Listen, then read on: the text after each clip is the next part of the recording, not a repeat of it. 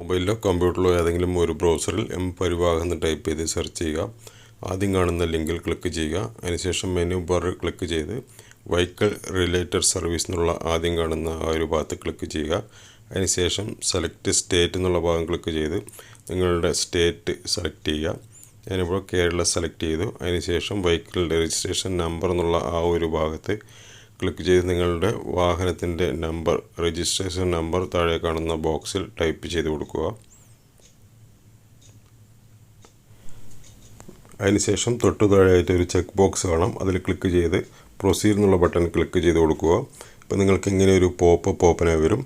അതെല്ലാം ഒന്ന് വായിച്ച് നോക്കി പ്രൊസീഡ് എന്നുള്ള ബട്ടൺ ക്ലിക്ക് ചെയ്ത് കൊടുക്കുക. ഇപ്പോൾ നിങ്ങൾക്ക് ഇങ്ങനെ ഒരു ഹോം പേജ് കാണാം. നമുക്ക് മൊബൈൽ നമ്പർ അപ്ഡേറ്റ് ചെയ്യാനായി മുകളിലേക്ക് സ്ക്രോൾ ചെയ്യുക. ഇവിടെ നിങ്ങൾക്ക് കാണാൻ സാധിക്കും mobile number updated Aadhaar based എന്നുള്ള ഒരു ഭാഗം കാണാം. അതിൽ ക്ലിക്ക് ചെയ്ത് കൊടുക്കുക. അപ്പോൾ നിങ്ങൾക്ക് ഇങ്ങനെ ഒരു പേജ് തുറന്നു വരും. ഇവിടെ ആയിട്ട് നിങ്ങളുടെ ചേസിസ് നമ്പർ, അവസാനത്തെ വാഹനത്തിൻ്റെ ചേസ് നമ്പറാണ് ഇവിടെ കൊടുക്കേണ്ടത്. അതായത് ചേസിൻ്റെ അവസാനത്തെ 5 അക്ക നമ്പർ ടൈപ്പ് ചെയ്ത് കൊടുത്ത് വെരിഫൈ ഡീറ്റെയിൽസ് എന്നുള്ള ഭാഗം ക്ലിക്ക് ചെയ്യുക. അപ്പോൾ നിങ്ങൾക്ക് ഇതുപോലെ ഒരു പേജ് തുറന്നു വരും. ഇവിടെ ആധാർ OTP എന്നുള്ള ആ ഒരു ഭാഗം സെലക്ട് ചെയ്ത് നിങ്ങൾക്ക് നിങ്ങളുടെ ആധാർ നമ്പർ ടൈപ്പ് ചെയ്ത് കൊടുത്ത് വെരിഫിക്കേഷൻ ചെയ്യാം.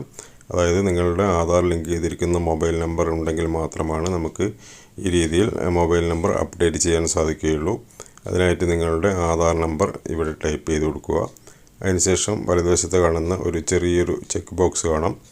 അതിൽ ക്ലിക്ക് ചെയ്യുക. അതുപോലെ ഏറ്റവും താഴെ വന്ന് ഗെറ്റ് OTP എന്നുള്ള ഭാഗം ക്ലിക്ക് ചെയ്ത് കൊടുക്കുക. ഇപ്പോൾ നിങ്ങൾ ആധാർ രജിസ്റ്റർ ചെയ്തിരിക്കുന്ന മൊബൈൽ നമ്പറിലേക്ക് ഒരു OTP വരുന്നതാണ്.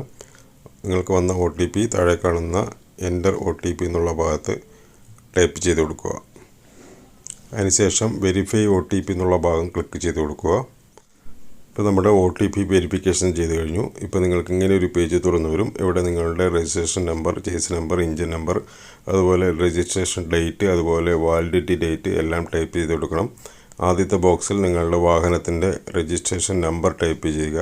അതിന് തൊട്ട് താഴെയായിട്ട് വാഹനത്തിൻ്റെ ചേസ് നമ്പർ ഫുള്ളായിട്ട് ടൈപ്പ് ചെയ്ത് കൊടുക്കണം. അതിന് തൊട്ട് താഴെയുള്ള ബോക്സിൽ വാഹനത്തിൻ്റെ എഞ്ചിൻ നമ്പറാണ് ടൈപ്പ് ചെയ്ത് കൊടുക്കേണ്ടത്. അതിനുശേഷം വാഹനം വാങ്ങിയ തീയതി, അതായത് വാഹനം രജിസ്റ്റർ ചെയ്ത തീയതിയാണ് താഴെയുള്ള ബോക്സിൽ ടൈപ്പ് ചെയ്ത് കൊടുക്കേണ്ടത്. അതിൽ ക്ലിക്ക് ചെയ്യുമ്പോൾ നിങ്ങൾക്ക് ഇയർ സെലക്ട് ചെയ്യാം. അതിനുശേഷം മന്ത് സെലക്ട് ചെയ്യുക. അതുപോലെ തന്നെ ഡേറ്റ് സെലക്ട് ചെയ്യുക. ഈ രീതിയിൽ വാഹനത്തിൻ്റെ വാലിഡിറ്റി ഡേറ്റ്, അതായത് രജിസ്ട്രേഷൻ എക്സ്പയർ ആകുന്ന ഡേറ്റാണ് താഴെയുള്ള ബോക്സിൽ സെലക്ട് ചെയ്യേണ്ടത്. അതും ഇതുപോലെ തന്നെ ഇയർ സെലക്ട് ചെയ്യുക, മന്ത് സെലക്ട് ചെയ്യുക, അതുപോലെ ഡേറ്റ് സെലക്ട് ചെയ്ത് കൊടുക്കുക. അതിനുശേഷം ഷോ